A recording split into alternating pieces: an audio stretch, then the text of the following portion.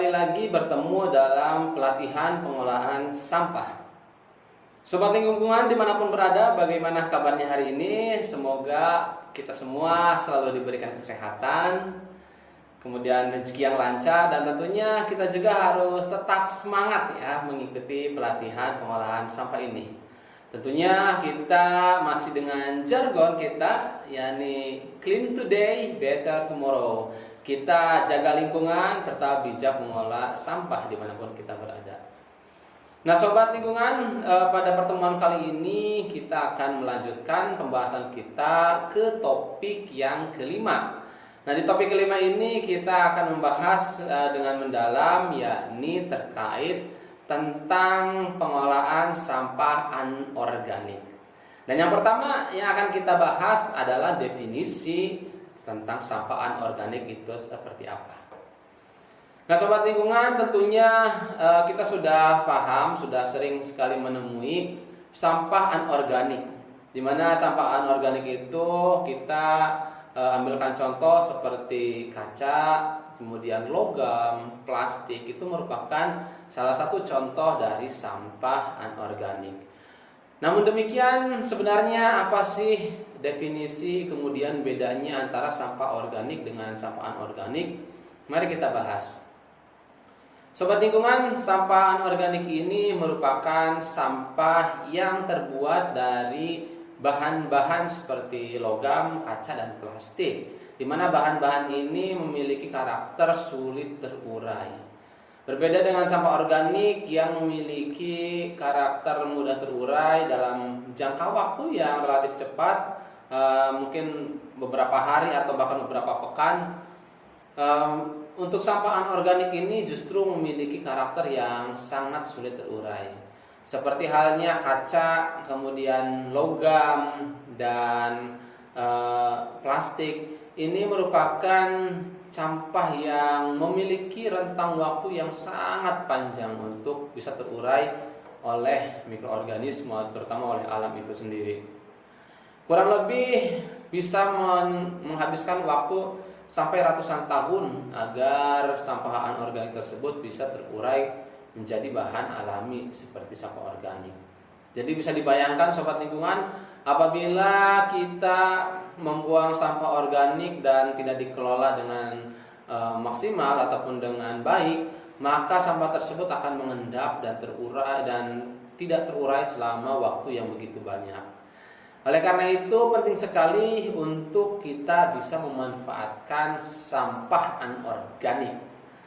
Nah seperti halnya sampah-sampah organik, sampah anorganik juga dibedakan menjadi beberapa jenis, di mana jenis sampah organik ini ada yang berjenis plastik, logam, kaca, dan juga ada yang bentuknya sampah elektronik. Karena sekarang luar biasa ya untuk elektronik itu sudah berkembang. Nah Sobat Lingkungan, sampah plastik yang biasa kita temukan tentunya banyak sekali plastik-plastik kemasan ya. Plastik kemasan baik itu makanan ringan ataupun kemasan-kemasan lainnya seperti botol gitu ya. Itu juga termasuk ke dalam sampah plastik. Dan plastik ini merupakan salah satu sampah anorganik yang paling banyak ditemukan ataupun dibuang ke tempat sampah secara tanpa terpilah gitu Sobat Lingkungan. Kemudian yang kedua adalah logam. Untuk jenis logam ini ada banyak ya, seperti besi, aluminium, kemudian seng, baja, dan lain-lain. Ini juga merupakan jenis sampah anorganik yang sulit terurai di alam.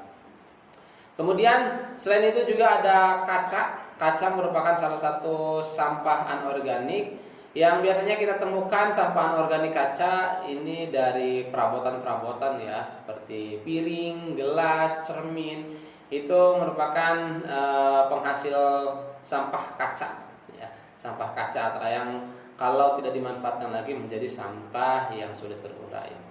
Kemudian sampah organik lainnya biasanya dihasilkan juga dari jenis sampah elektronik, dimana kita tahu zaman sekarang elektronik itu berkembang dengan pesat dari handphone, Android, smartphone ataupun televisi dan lain-lainnya, itu merupakan salah satu barang-barang yang apabila tidak digunakan lagi menjadi sampah elektronik.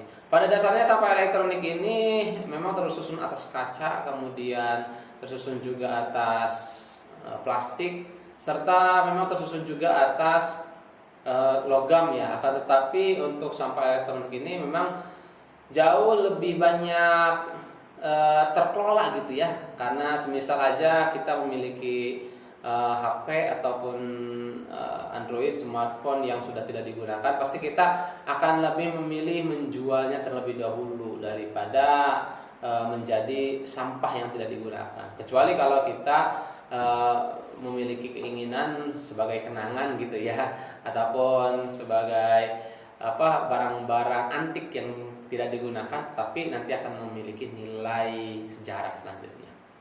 Nah, itu adalah jenis-jenis dari sampah anorganik, sobat lingkungan. Sampah-sampah tersebut harus dikelola dengan baik agar tidak mencemari lingkungan. Karena tadi terkait dengan waktu penguraiannya yang begitu lama, terutama plastik yang begitu banyak dan sering kita gunakan.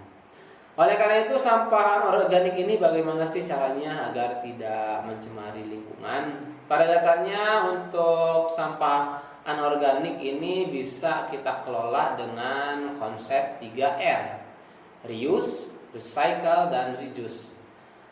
Pertama adalah reduce.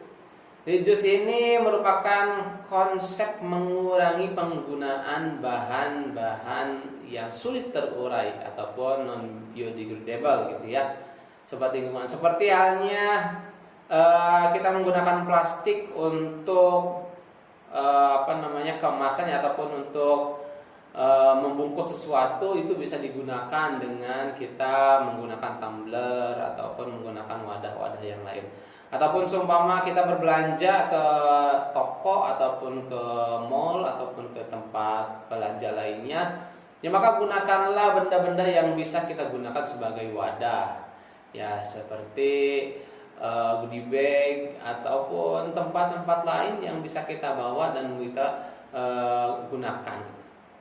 Nah, kemudian intinya kurangi bahan-bahan plastik, gitu ya, bahan-bahan plastik. Nah, terutama ini untuk produsen-produsen juga, ya produsen-produsen juga, gunakanlah bahan-bahan yang lebih lebih natural gitu ya, lebih ramah lingkungan. Artinya dia bisa terurai dengan mudah.